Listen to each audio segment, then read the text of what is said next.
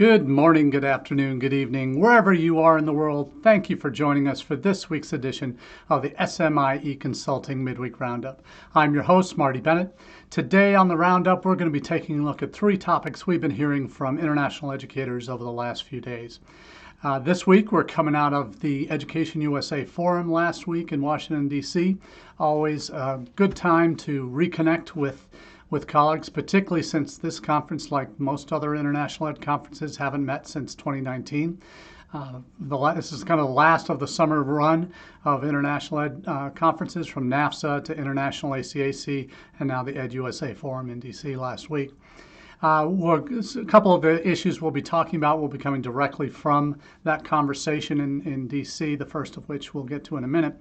But as we do each week, we take the questions we ask on the Midweek Roundup from our newsletter that comes out on Monday mornings. And I'll be sharing that newsletter with you in just a second here. The link to that newsletter, there's a couple different ways you can subscribe. You can do that either through our website at smieconsulting.org, and I'm going to drop the link for that into the chat as well. That's smieconsulting.org/subscribe. I'm going to drop the link to the most recent edition where you can see the news stories that we're going to be talking about today, some of them at least. We'll also be dropping in the link to the LinkedIn version of the newsletter. So if you prefer to get your news through LinkedIn when it comes to international education, you can certainly more than welcome to subscribe to both or one or both of those. You'll get the news in your inbox either on your LinkedIn notifications or in your email by 9 a.m. every Monday morning. That's Eastern time. So do make sure to subscribe to one or both of those newsletter options. And today we're going to be getting into some of those topics that have come out of the forum. It's always a great conversation during the Education USA Forum with a really unique opportunity, because you never have in one spot all of the regional coordinators for the Education USA Network. They're anywhere, depending on travel restrictions and positions being filled, between 12 and 14 REACs potentially at this conference. There was at least one REAC that couldn't make it due to travel restrictions, but and one or two positions that are still being filled or considering being filled. We're not sure what's happening yet with a couple of the European REAC positions. But anyway, so we're seeing the EdUSA Forum always as a welcome opportunity to gather together. This year, like many of the international ed conferences this summer, NAFSA had 40% of its attendees being first-timers. International ACAC was about 50%. And I don't have the official numbers from the EdUSA Forum, but it was likely 50% or more. We're seeing a lot of newer faces. And that may be just because I'm getting a bit older in the profession, but seeing a lot of new faces in institutions that have been attending for years. Maybe they're sending you junior staff, or maybe they are the new staff. So it's kind of hard to get a sense of that until the data is actually released. But the numbers were down, as they were at NAFSA, as they were at International ACAC for in-person attendance. They usually have about 500 U.S. reps, but now they had, I think this year, about 350 max. There were some that joined online for a few of the opening day sessions, but the majority of in-person, the numbers were down and have been across the board at international ed conferences this summer. So no surprises there, kind of following along those trend lines. But I did want to talk about this first question, and this is one that has, actually this time last year, when the EdUSA Forum announced virtually in 2021, a joint statement on principles in support of international education. Now, this was a really exciting time, I think, for a lot of international educators to see what many have called the most significant international education statement released by an administration since April of 2020, or April of 2000, so 22 years ago, 21 at the time. But in April of 2020, President Clinton commissioned Vice President Gore at the time to work on an international education strategy. Never really amounted to much because they were voted out of office that November. But one of the concrete results of that statement in April of 2000 resulted in International Education Week, which is celebrated to this day across college campuses, at embassies and consulates abroad, and is a real signature piece of State Department public diplomacy initiatives to spread the value of international education around the world and here in the United States. So to have last summer this joint statement in support of international education really raised the profile for a time certainly in the higher ed press. It certainly got a lot of articles came out in the subsequent weeks, made it into Foreign Affairs and a few other non-higher ed press destinations. But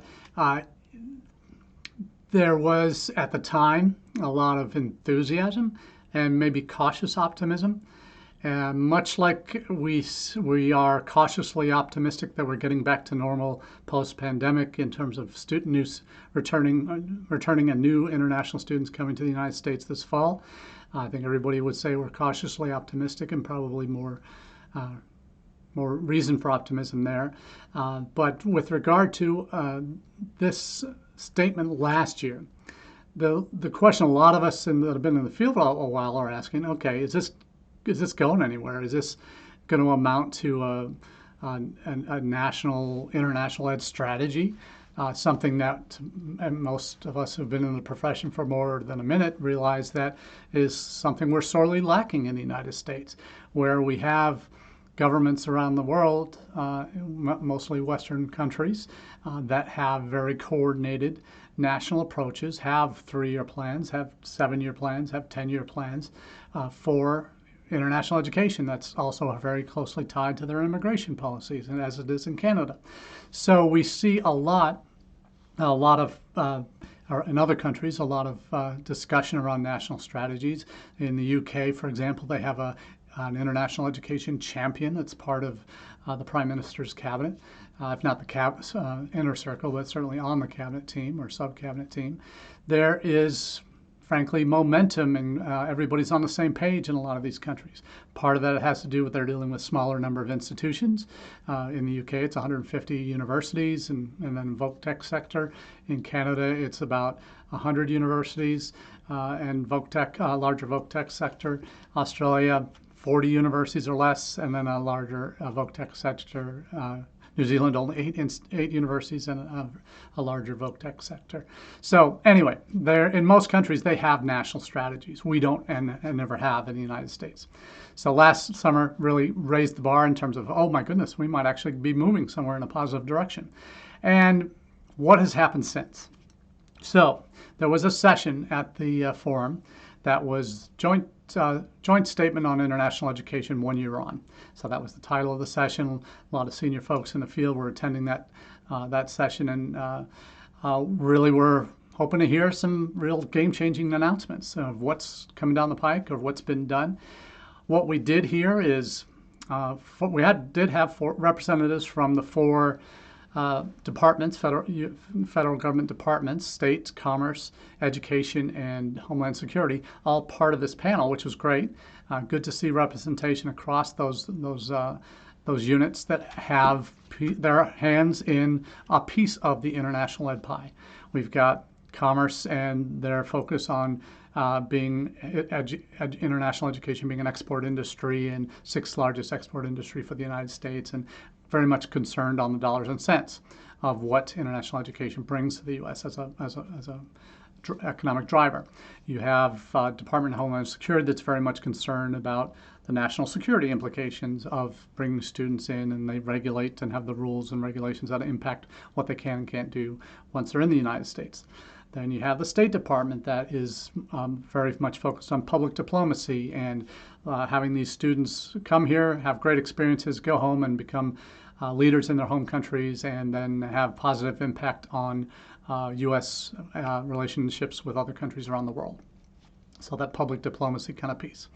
And then you have the Department of Education, which is concerned about raising the profile of raising global education, raising access to international education for U.S. students in terms of access to international students and study abroad opportunities, all of that. So there's their focus, which probably more closely aligns with what we in the profession in international ed kind of see as one of our main drivers. So if I had to rank them, I would say Department of Education, Department of State, Department of Commerce, and Homeland Security in terms of how aligned or not they are with what we in international higher ed believe as reasons why international students come to the U.S. So that's the fundamental niche or gist of this session. Each of the 4 departments spent time talking about what they've done since. Education was talking about a couple bilateral agreements they've reached with different countries for career and vocational education. That's all important stuff there, but limited. We see Department of Homeland Security focusing on getting their field reps back up to full employment. So they're down, I think, 6 or 7 field reps around the U.S. in terms of those that go meet with the university reps directly. You have, they also, one thing that they've done successfully at Homeland Security is added 22 new STEM majors that are STEM zip codes to the approved list. And also created a new process where annually institutions will have the ability to submit their own programs that aren't necessarily represented yet in those zip codes that could be and should be potentially STEM designated programs. So that was a positive. Then you had Commerce that talked about what they've been doing with USA, a study destination, their campaign that initially started in 2019 as kind of a way to align all the state consortia that exist around the country under this USA, a study destination umbrella, and then started doing some marketing campaigns and videos, commission videos for different states. They've only done a handful from what I've been able to see, but certainly not seen a lot of that. But they have the one big thing that they've developed is this new international education export strategy, and they've never had that before in International Trade Association within Commerce in the commercial service. So that International Trade Administration, not Association. So Commerce has that piece going for it. State has focused on what they're doing as study with US or study with us. That is the hashtag for their campaign. So they've commissioned IIE to work with a marketing partner to develop the videos. A series of videos are coming out. The campaign actually started last year, but they released a new video to the at the EdUSA Forum using current students, focusing on flexibility of academics in U.S. higher ed.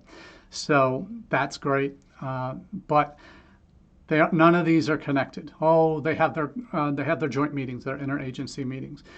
They are kind of all independent, operating independently because there's no kind of leadership here. They were told to do this joint statement. Education and state kind of led the charge last July, and then Commerce and DHS came on board.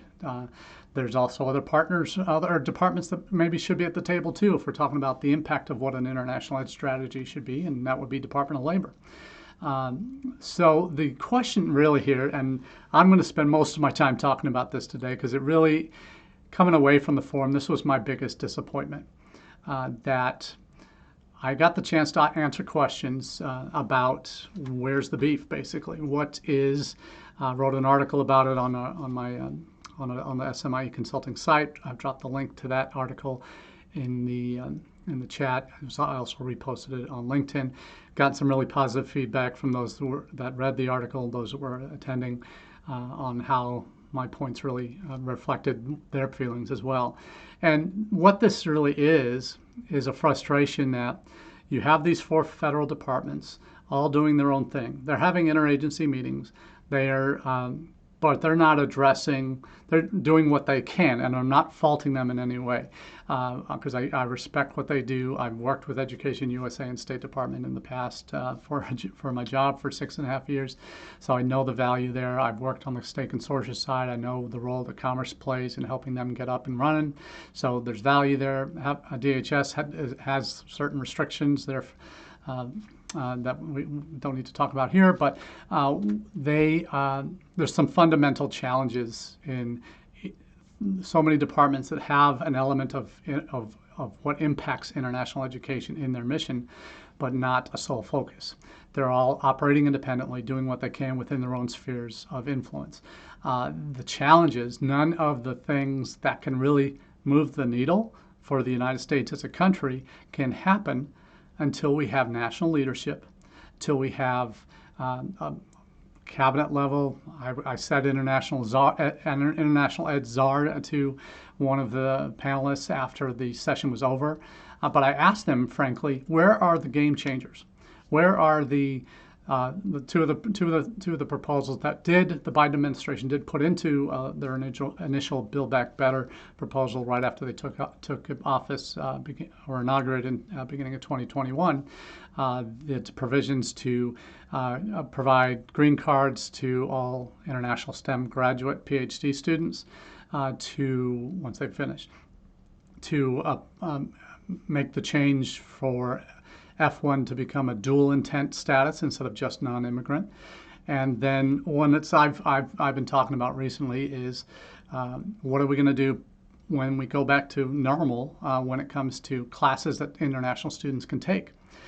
Right now, the regulations as they stand, if we were to go back to normal today, limit students to one online course per term. We know the pandemic has fundamentally changed the way courses are taught on many college campuses. Large lecture halls are almost a thing of the past. They're going to be taught online, and then students will have lab sections, discussion sections, whatever, in smaller discussion groups. So we're seeing entire degrees now shift online. So the campus experience is changing. The way courses are delivered is changing, but the regulations haven't changed, and they need to catch up. We've had these exemptions put on the books for the last 2 years, for obviously the end of the 1920 academic year, all of the 2021 academic year, all of the 21-22 academic year, and now for the 22-23 academic year. We now have this exemption that international students are covered that are enrolled in at least one in-person class can be on campus in the United States, can be legally on their college campus.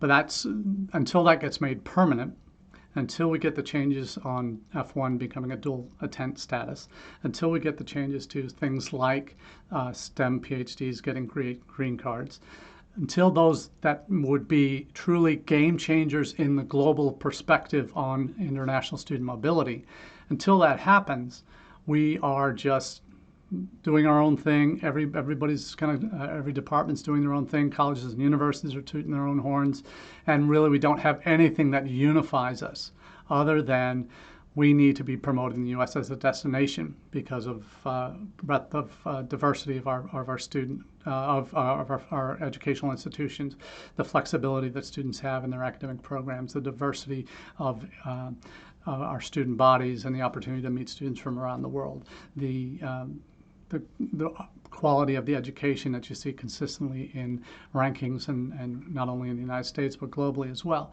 and the outcomes as well in terms of opportunities for work permission, post-study work are things that we can and should be touting to prospective students at all times, at all points in the admissions funnel. But we don't really get that opportunity to do that if we're only talking about our own institutions. And this is the piece that I think when I talk about international, when I talk with particularly university clients, but even on campuses I'm working on, how much we are missing the boat if we're not talking about U.S. as the benefits of studying in the U.S. first, then benefits of our institution. Because the realization, as I've mentioned many times when we talk about perspective, is that the students that we're recruiting from overseas are more than likely applying to multiple countries, when they're also applying to you. They're not necessarily just applying to your domestic competition, because likelihood of a international student applying to you as your top private university in your state, and then your one of your major domestic competitors for those same students, it may be a larger public university in a different state. It may be institutions in the UK, Canada, and Australia you're competing against. So these are the things that we very rarely focus on in our jobs in terms of how we promote ourselves, and how we promote ourselves not only as an institution but as a country, because we need to be doing more of that. And it's again it's part of our decentralized nature. And when I asked the question, after the session, I said, what's the end result of this joint statement? Are we just going to be you guys doing your own things in your different departments, or are we going to be going to have an international ed strategy? And no one really had an answer for it. And they kind of shrugged their shoulders and said, don't know. How about an international ed czar? Maybe you don't want to call it a czar anymore because of what we're dealing with Russia. Maybe we call it like what they do in the UK, an international ed champion. So until we get that cabinet level source person at the top that can coordinate activities amongst these four and potentially 5 federal level departments, and actively be pushing an agenda in Congress that reflects the kind of game-changing things we need to be doing, that Canada's done for years, that the UK's done, that Australia has done, New Zealand has done. Until we get to that point, we will never have an international ed strategy. It just won't happen. It's physically not a possibility, because it's not going to be able to be a ground up, because all the higher ed associations have been advocating the kinds of things we want for years, but they never seem to get the traction. It was great to see some of those things included in legislation, but the full weight of the government never gets put behind it to make them realities. We all know immigration reform is overdue in the country, but we're never going to see it. So the connected pieces to this. So no, I don't think we're going to ever have an international ed strategy until we get serious and have a top level, cabinet level person that helps to direct traffic and helps to lead the charge. Because as much as we think we're doing good at our own institutions, the advocacy work we do with our individual representatives, that only moves the needle so far. It's got to come from the top if it's going to really impact what happens on a national and international stage. So one of the most important related topics to this, and until the connection is made at the highest levels of government, that the ability to study after graduation is one of the biggest drivers. We know that, particularly during the pandemic, ROI is a bigger thing for students, particularly at the undergrad level, where parents are making the financial decisions for students and committing the money to allow their dreams to happen in the U.S. This question of how important is post-study work, it has to be at or near the top of what you focus on in your recruitment pitches. And this is why you need to be connecting all the dots on your campus, international campus journey on your campus, from prospect to successful alumni, and focus on those last pieces of career services and alumni offices, and make sure that they have tailored services for international students. Make sure that they are tracking where your international students are getting jobs. Make sure they're making it easier for international students to find where those options are when they have job fairs on campus and who comes for interviews. If you have job board postings on your site, that you have asterisks or something next to each of the listings that says companies will hire international students. If you don't, then you're just considering international students as any other student, that you're not dealing specifically with their needs.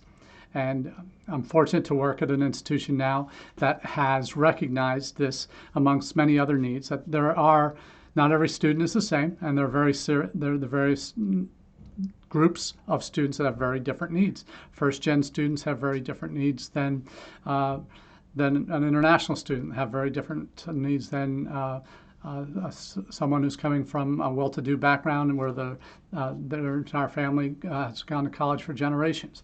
There are simply very different needs different student groups have. And until your career services offices is recognizing this, and international students as having very different needs, and helping to provide services that will help them maximize their post-study work opportunities, whether through OPT, whether through going home and getting recognition for your degree in their home country, that is absolutely essential in terms of how you market to prospective students, not just how you handle it on the back end. You have to do that well on the back end in order to be able to market it well. You need to have the success stories. You need to have hopefully data that can back up how students are able to that show that international students that come to your campus will succeed. So it's really a daunting task, and frankly one that most international offices, recruitment offices, don't spend a whole lot of bandwidth thinking about, but it needs to be an essential component of what you do moving forward. Because you see pathway providers focusing on that, on career services for students that are coming into their university programs. You find agents that are also beginning to add these services for returning students that might be coming home.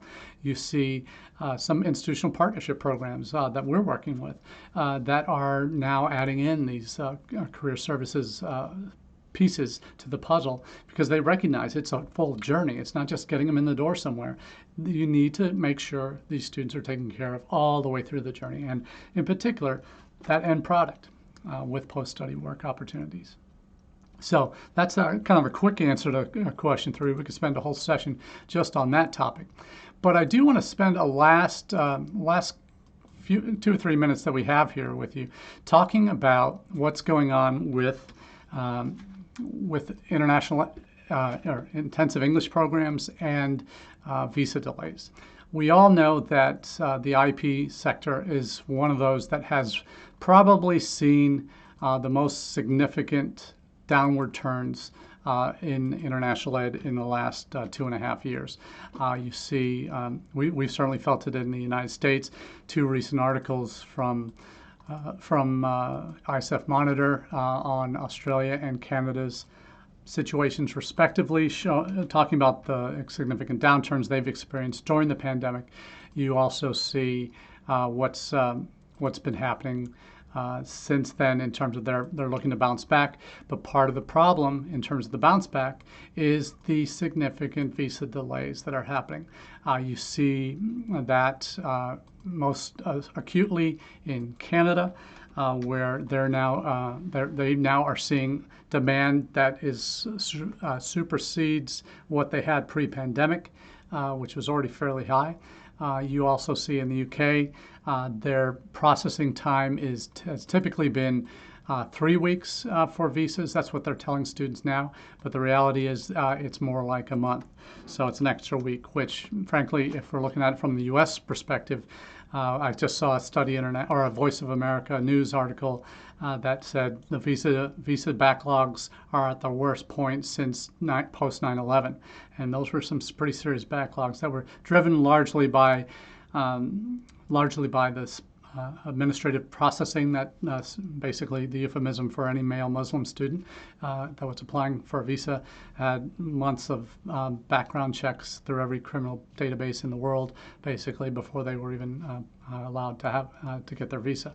So the visa issuances, that backlogs that Canada and the UK are feeling, we're feeling it here in the United States. Some countries where you can't get an appointment for a year. And the advice from the State Department folks this past week was, go apply for that appointment, set the appointment first, and then apply for an emergency appointment. So that was the advice we got at the forum last week. So even though it says no appointments till May, and they want to start in August, tell them to still apply, and then apply for emergency visa appointments, which can happen as early as 60 days before a program start date, or as late as 30 days. So depending on the country, and it will vary slightly depending on the host nation. So, and what the post says. So do make sure that, there are visa challenges worldwide. It's not just in the United States, Canada, and the UK especially. Australia is probably not seeing as well. They have certainly had delays with returning students.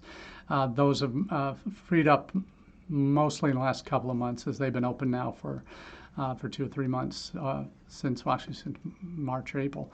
But New Zealand just opened on August 1st, so we'll see if they get the demand back up. We're not sure yet. It doesn't seem like it's going to take a lot longer for New Zealand to rebound because they stayed closed almost the longest. China's still closed, even though they say they're opening up. So we'll see, but there's a lot of moving parts, as there is every time we we talk about visa issues and intensive English programs, certainly under a lot of challenges. But I do want to thank you all for taking the time, either watching live or catching us on repeats on YouTube, LinkedIn, Twitter, or Facebook. Appreciate you being a part of the journey on the Midweek Roundup, and we look forward to catching up next week. So have a great day and enjoy the rest of your week. Cheers.